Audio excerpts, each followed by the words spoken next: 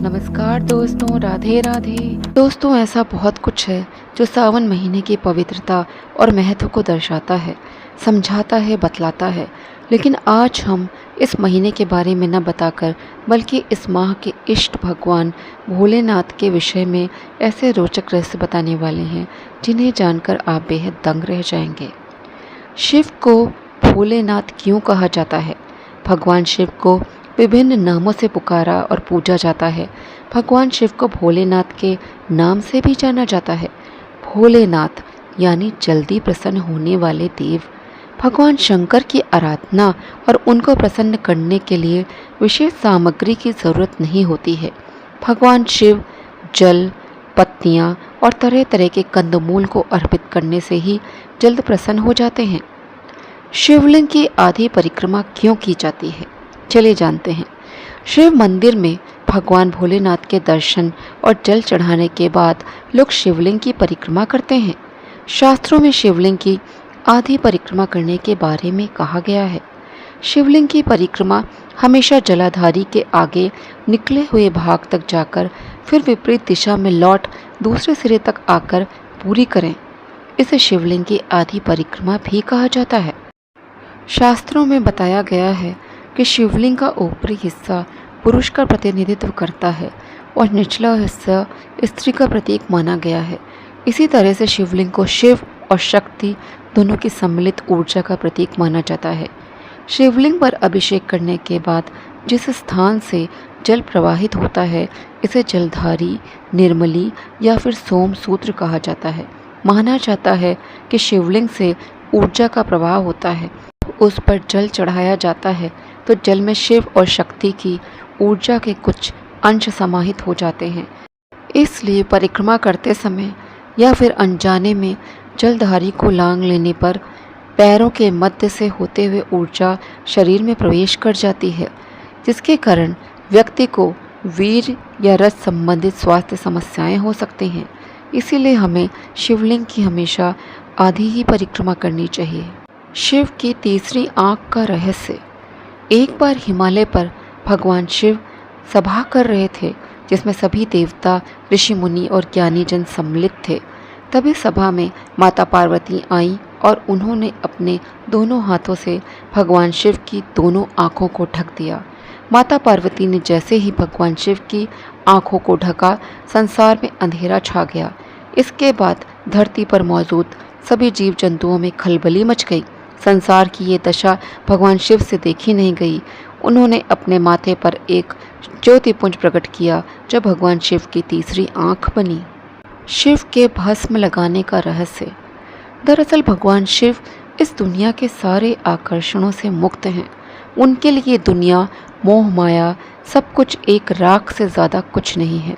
सब कुछ एक दिन भस्मीभूत होकर समाप्त हो जाएगा। भस्म इसी बात का प्रतीक है।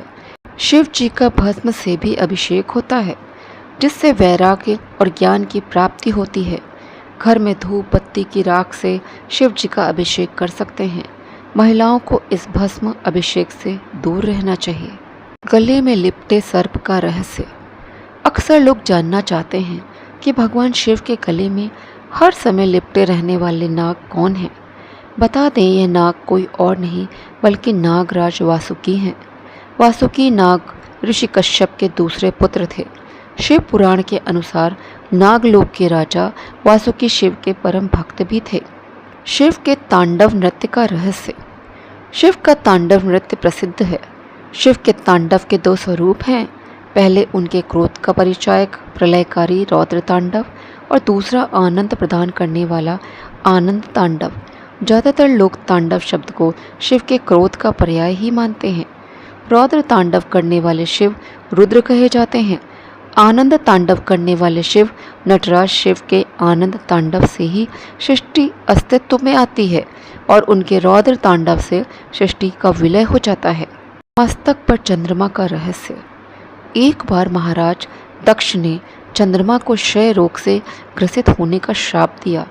इससे बचने के लिए चंद्रमा ने भगवान शिव की पूजा की। भोलेनाथ चंद्रमा के भक्ति भाव से प्रसन्न हुए और उनके प्राणों की रक्षा की।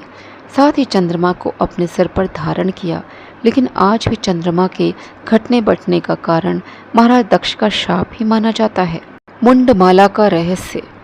एक बार की बात है, नारद जी के उकसाने पर माता सती भगवान शिव से उनके गले में रहने वाली मुंड की माला का रहस्य जानने की जिद करने लगी। भगवान शिव ने माता सती को समझाने का बहुत प्रयास किया, लेकिन वे नहीं मानी, जिसके बाद महादेव को विवश होकर माता सती को मुंड की माला का रहस्य बताना ही पड़ गया। भगवान शिव ने माता सती को बताया कि उनके गले में मौजूद इस मुंड की माला में जितने भी मुंड यानी सिर हैं वह सभी आप ही के हैं। भोलेनाथ की इन बातों को सुनकर माता सती हैरान रह गईं। मुंड की माला में मौजूद थी माता सती के अलग अलग रूपों की निशानी। माता सती ने भगवान शिव से पूछा, यह भला कैसे संभव है कि आपके गले में मौजूद सभी मुंड मेरे हैं। माता सती की इस बात पर महादेव ने माता सती को बताया, यह उनका 108वां जन्म है। इससे पहले आप 107 बार जन्म लेकर शरीर त्याग चुकी हैं और ये सभी मुंड उन पूर्व जन्मों की निशानी है। इस माला में अभी एक मुंड की कमी है, इसके बाद यह माला पूर्ण हो जाएगी। महादेव की इस बात को सुनकर माता सती ने भोलेनाथ से कहा, मैं बार बार जन्म लेकर शरीर त्याग करती हूँ, लेकिन आप शरीर त्याग क्यों नहीं करते। माता पार्वती के रूप में मिला नया जन्म। माता सती की ये बात सुनकर महादेव हंसे और बोले, मैं अमर कथा जानता हूँ, इसलिए मुझे शरीर का त्याग नहीं करना पड़ता। इस पर सती ने भी अमर कथा जानने की इच्छा प्रकट की। भगवान शिव जब माता सती को कथा सुनाने लगे तो उन्हें नींद आ गई और वे कथा सुन नहीं पाईं, इसलिए उन्हें दक्ष के यज्ञ कुंड में कूदकर अपने शरीर का त्याग करना पड़ा। शिव ने सती के मुंड को भी माला में गूंथ लिया। इस प्रकार 108 मुंड माला तैयार हो गई। माता सती का अगला जन्म पार्वती के रूप में हुआ। इस जन्म में माता पार्वती को अमृतत्व प्राप्त हुआ और फिर इसके बाद उन्हें शरीर का त्याग नहीं करना पड़ा। शिव जी पर जल, दूध, धतूरा आदि अर्पित किए जाते हैं, लेकिन क्या आप जानते हैं कि कुछ ऐसी भी चीज़ें होती हैं जो शिव जी पर बिल्कुल नहीं चढ़ाई जाती हैं। शिव जी को कुमकुम बिल्कुल भी नहीं लगाया जाता है। कुमकुम विवाहित महिलाओं द्वारा लगाया जाता है, जबकि महादेव को शिव पुराण में विनाशक कहा गया है। भगवान शिव माथे पर भस्म लगाते हैं, इसलिए शिवलिंग पर कुमकुम नहीं चढ़ाया जाता है। हल्दी महादेव को बिल्कुल भी नहीं चढ़ाई जाती है। इसके पीछे की वजह शिव जी का वैरागी होना है, जबकि हल्दी को सुंदरता के लिए इस्तेमाल किया जाता है। ऐसा करने से चंद्रमा कमज़ोर होने लगता है। भगवान शिव को तुलसी भी नहीं चढ़ाई जाती है, क्योंकि तुलसी जी को लक्ष्मी माना जाता है और लक्ष्मी जी भगवान विष्णु की पत्नी हैं। इसी कारण तुलसी से शिव जी की पूजा नहीं की जाती है। मान्यताओं के अनुसार टूटे हुए चावलों को शिव जी पर बिल्कुल नहीं चढ़ाना चाहिए। टूटे हुए चावल को अशुद्ध माना जाता है। भगवान शंकर को लाल पुष्प भी कभी अर्पित नहीं करने चाहिए। लाल फूल को भगवान द्वारा शापित माना जाता है।